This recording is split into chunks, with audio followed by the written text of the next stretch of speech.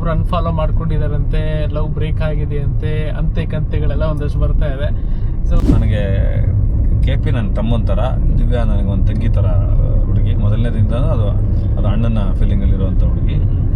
ನನಗೆ ಅದು ಯಾಕೆ ಅನ್ಫಾಲೋ ಈಗ ಹೆಂಗಾಗಿ ಹೋಗಿದೆ ಅಂದರೆ, ನಾನು ನಿನ್ನ ಬಿಟ್ಟೆ ಅಂತ ಹೇಳೋಕ್ಕೆ ಇನ್ಸ್ಟಾಗ್ರಾಮಲ್ಲಿ ಅನ್ಫಾಲೋ ಮಾಡಿ ಸೂಚನೆ ಕೊಡೋ ಥರನೋ ಏನೋ ಆಗ್ಬಿಟ್ಟಿದೆ. ನಂಗೆ ಗೊತ್ತಿಲ್ಲ, ಆ್ಯಕ್ಚುಲಿ ನನಗೆ ಅವರಿಬ್ರು ಸ್ಟೇಟಸ್ ಗೊತ್ತಿಲ್ಲ, ಮಾತಾಡಿಲ್ಲ.